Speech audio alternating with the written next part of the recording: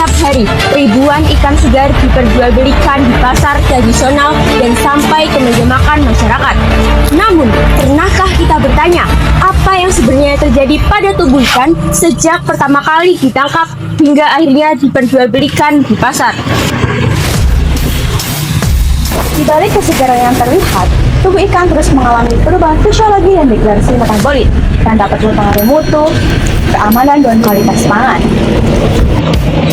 Kami dari kelompok 3 akan mengajak Anda menelusuri proses tersebut melalui analisis ilmiah pada ikan kembung atau Rastraliger SP di Pasar Ikan Gersikan, Surabaya. Pasar tradisional adalah mata rantai distribusi penting. Pada topik kami, Pasar Ikan Gersikan Surabaya merupakan salah satu pusat distribusi hasil perikanan yang aktif setiap harinya. Lokasi pasar berada di tepi jalan dengan lalu lintas kendaraan yang cukup ramai. Di sisi lain, area pasar juga terdapat aliran kali yang berada sangat dekat dengan lokasi penjualan ikan. Berdasarkan hasil observasi lapangan, kondisi lingkungan pasar terlihat basah, bercampur sisa air pasar, dan aktivitas jual beli berlangsung dalam display terbuka tanpa perlindungan memadai. Sebagian ikan dipasarkan dengan penggunaan es yang tidak merata. Bahkan beberapa ikan tanpa terpapar suhu lingkungan dalam waktu yang cukup lama. Kondisi tersebut diperparah oleh rantai distribusi yang cukup panjang karena sebagian ikan berasal dari pasar pabean sebelum akhirnya sampai ke pasar Gersikan. Di antara berbagai komoditas yang dijual, ikan kembung menjadi salah satu ikan yang paling diminati dan paling cepat terjual di pasar ini. Menurut hasil wawancara singkat dengan pedagang, ikan kembung hampir selalu tersedia setiap hari karena tingginya permintaan masyarakat. Namun tingginya aktivitas distribusi dan penjualan juga meningkatkan risiko penurunan mutu apabila penanganan pasca panen tidak dilakukan secara optimal. Secara ilmiah, paparan suhu ruang, sanitasi lingkungan yang kurang baik, dan kontak langsung dengan udara terbuka dapat mempercepat perubahan fisiologi dan degradasi metabolit ikan. Menurut Kandau DKK tahun 2023, ikan kembung atau Rastraliger SP merupakan ikan pelagis kecil dengan nilai ekonomis tinggi dan menjadi sumber protein yang banyak dikonsumsi masyarakat Indonesia. Selain harganya yang relatif terjangkau, ikan kembung juga memiliki kandungan protein, air, dan asam lemak tak jenuh yang cukup tinggi. Saat ikan masih hidup, metabolisme tubuh berlangsung secara normal melalui respirasi aerob.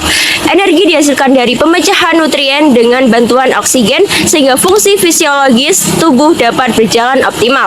Namun, kandungan air yang tinggi serta aktivitas enzim proteolitik yang besar menyebabkan ikan kembung tergolong komoditas yang sangat mudah mengalami kerusakan atau high perishable. Selain itu, kandungan lipid pada ikan kembung juga mudah mengalami oksidasi sehingga mutu ikan dapat menurun dengan cepat apabila penanganan pasca panennya kurang tepat. Menurut ULCH dan kawan-kawan tahun 2025, setelah ikan mati, suplai oksigen dalam tubuh akan terhenti sehingga proses metabolisme berubah dari aerob jadi anaerob. Pada kondisi tersebut, cadangan glikogen dalam otot dipecah menjadi asam laktat yang menyebabkan penurunan pH pada daging ikan. Tahapan awal ini disebut sebagai fase pre-rigor, yaitu kondisi ketika ATP masih tersedia namun mulai mengalami penurunan. Penurunan pH menyebabkan struktur protein mulai berubah dan menjadi awal terjadinya penurunan mutu ikan. Apabila ikan berada di suhu lingkungan yang tinggi seperti kondisi di lapangan, maka proses fisiologis ini dapat berlangsung lebih cepat. Seiring berkurangnya ATP, ikan akan memasuki fase rigor mortis yang ditandai dengan terbentuknya kompleks miosin sehingga otot ikan menjadi kaku. Menurut Herlina dan kawan-kawan pada tahun 2025, fase rigor pada ikan kembung berlangsung relatif cepat karena cadangan glikogen yang cukup tinggi. Setelah fase rigor, ikan kemudian memasuki fase post-rigor, yaitu fase ketika aktivitas enzim endogen seperti katepsin mulai menyebabkan autolitis atau penguraian jaringan tubuh ikan. Aktivitas enzim tersebut menyebabkan degradasi protein dan membuat tekstur daging ikan menjadi lebih lunak. Kondisi suhu ruang, paparan udara tersebut, serta penanganan yang kurang optimal di pasar Gersikan berpotensi mempercepat seluruh tahapan perubahan tersebut. Selain perubahan fisiologi, setelah ikan mati juga terjadi degradasi metabolit secara bertahap. ATP dalam tubuh ikan akan terurai menjadi ADP, AMP, IMP, inosin, hingga akhirnya membentuk hipoksantin. Akumulasi hipoksantin menjadi salah satu indikator penurunan kesegaran karena mempengaruhi aroma dan cita rasa ikan. Selain itu, oksidasi lipid pada ikan kembung menghasilkan senyawa aldehid yang dapat menyebabkan munculnya bau tengik. Menurut Baleve et al. 2026, aktivitas mikroba juga berperan dalam mereduksi TMAO menjadi trimetilamin atau TMEA yang menyebabkan munculnya bau amis khas pembusukan. Dampak degradasi tersebut dapat diamati secara fisik melalui perubahan organoleptik ikan. Berdasarkan uji organoleptik, kedua sampel ikan kembung di Pasar Gresikan masih tergolong cukup segar dan layak dikonsumsi. Hal ini ditunjukkan dari mata yang cukup cerah, aroma khas ikan segar, tekstur elastis, dan warna daging yang masih cerah. Namun, lendir pada insang dan perubahan warna insang menunjukkan kualitas ikan mulai menurun akibat penyimpanan dan juga distribusi. Untuk memperlambat degradasi fisiologi dan metabolit pada ikan, pengendalian suhu menjadi faktor utama yang harus diperhatikan. Pendinginan segera setelah penangkapan dapat membantu mempertahankan kualitas fisiologis dan kimiawi ikan lebih lama. Penggunaan es dengan rasio yang cukup dan penerapan lantai dingin selama distribusi juga menjadi langkah penting dalam menjaga mutu hasil perikanan. Selain itu, pengurangan paparan udara terbuka dan peningkatan sanitasi lingkungan pasar perlu dilakukan agar pertumbuhan mikroba pembusuk dapat diminimalkan.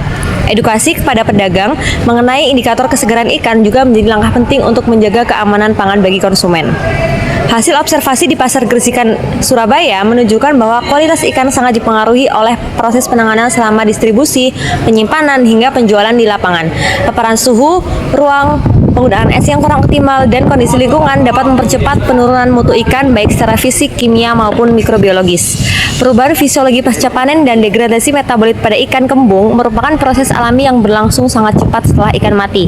Oleh karena itu, penerapan penanganan pasca panen berbasis sains menjadi langkah penting untuk menjaga kualitas dan keamanan hasil perikanan yang dikonsumsi oleh masyarakat.